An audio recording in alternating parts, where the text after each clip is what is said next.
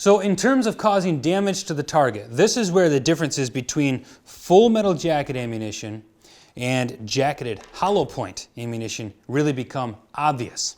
So the simple, quick answer here is that jacketed hollow points cause a lot more damage to the target, while full metal jacket ammunition causes a lot less. They create what's known as an ice pick wound, or a very small wound channel as they buzz through the body, barely expanding at all or barely deforming at all, while hollow point bullets mushroom out and create a much more destructive in the terms of cutting and the jagged metals that are going to be peeled off of this hollow point, and much broader wound channel. Now, that's not to say that full metal jacket ammunition is not plenty lethal, because it is. Just for an example, I'll wager right now that 99.9% of anybody who's ever been killed by a member of the U.S. military has been shot by a full metal jacket round. Because again, the use of hollow points is banned by the Geneva Conventions simply because of the damage they do. The full metal jacket bullets take people out of the line of combat just as quickly, essentially fulfilling the purpose of being shot by an enemy soldier. So that's the whole point of combat. Whereas the hollow points tend to do a lot more damage. They create a lot more suffering. They make the wounds harder to treat.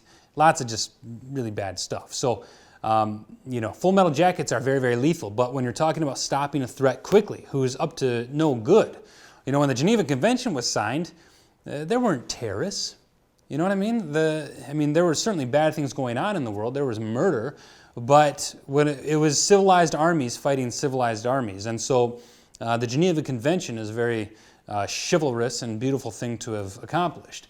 However, when you're talking about a rapist who's breaking into your house trying to kill you so he can get to your spouse or your daughters, or you if you're female, then we don't care about chivalry. We want to stop that person as fast as possible. And that is why we use jacketed hollow points in our weapons. So what makes these JHPs, or jacketed hollow points, so much more destructive is, again, they flatten out to almost double their size. What this means is that you have almost twice the probability of hitting something important inside your attacker's body. So for example, if you shoot a full metal jacket through your attacker, it'll create this ice pick wound, and it can zing right by an important artery without even hurting it. And so your rapist or your attacker, it has essentially undiminished capabilities to inflict damage or death upon you. But if you had had a jacketed hollow point, then that artery would now be completely destroyed, irreparably destroyed, and he might be down to 20 or 30 seconds of inflicting damage. And that's a lot better odds.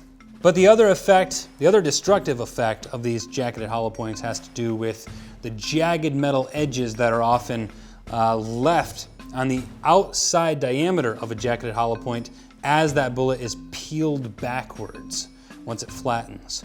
And so, again, what you end up with is a bullet that is nearly twice the original diameter of its original size, and it's traveling with dozens of jagged, razor-sharp edges sticking off it.